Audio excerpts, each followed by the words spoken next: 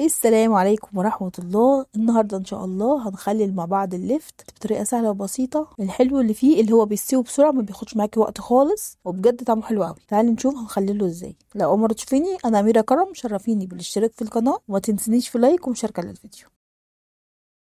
اول حاجه علشان المخلل يطلع معاكي حلو لازم تجيبي البنجرايه اللي هي لونها الموف الحلوه دي، ما تجيبيش البيضه قوي علشان اللون الموف ده هيدي لون حلو كده في الميه ويديكي برضه طعم حلو للمخلل. نقي اللفته المتوسطه، ما تجيبيش الكبيره قوي عشان ما تبقاش فاضيه من جوه، وما تنقيش الصغيره قوي عشان ما تتعبكيش برضه وانتي بتخلليها. هنبتدي ان احنا ننضفها كويس من القلب اللي فيها دوت.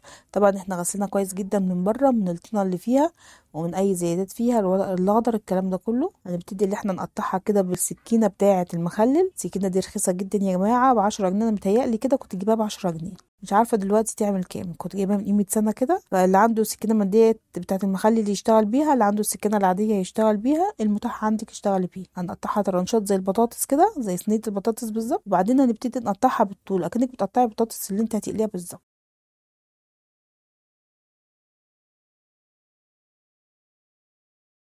شفت العروق الخضراء اللي انا بوريها لك ديت؟ برضو مش هنرميها، هنقطعها حتت صغيره ونحطها مع المخلل، بتبقى طعمها جميل جدا. قطعنا الكميه بتاعتنا كلها حسب الكميه اللي انت جايباها، كيلو 2 كيلو 3 كيلو، حسب الكميه اللي انت عايزه تخلليها قطعيها بنفس الطريقه. هنبتدي نحط عليها حوالي 5 معالق كبار من الملح.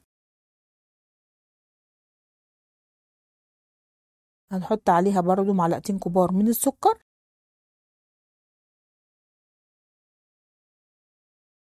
كوبايه صغيره مليانه من الخل. الملح والسكر والخل حطيناه ليه؟ السكر حطيناه والخل عشان يديك قرمشه للمخلل ويدنه ناشف معاك ومقرمش من اول حته تاكليها في البرطمان لغايه اخر حته. وطبعا الملح حطيناه عشان ينزل الميه اللي جوه اللفت اللي احنا هننقعه دلوقتي. الكميه احنا مالينها الطبق ازاي؟ هنبتدي ان احنا نقلبها كده بالشكل دوت. نرفع الطبق كده وندننا نهز فيه شويه بشويه لغايه لما نقلب كله مع بعضه، السكر مع الملح مع الخل.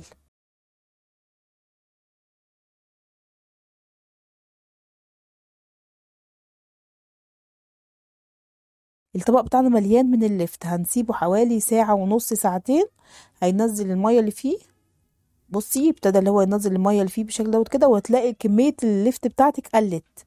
طبعا اللفت لما اتنقع في السكر والملح والخل بدأ اللي هو يطلع ميته ويقل. هنبتدي اللي احنا نحطه في البرطمان بتاعنا عشان نخلله. طبعا عندك برطمان ازاز، برطمان بلاستيك، علبة تكون كبيرة محكمة الغلق، الموجود عندك اشتغلي فيه. هنجيب بنجرية برضو من عند المنفذ بتاع الخضار، وهنبتدي اللي احنا نقشرها كويس ونقطعها حتت صغيرة مع اللفت بتاعنا عشان يديك اللون الأحمر.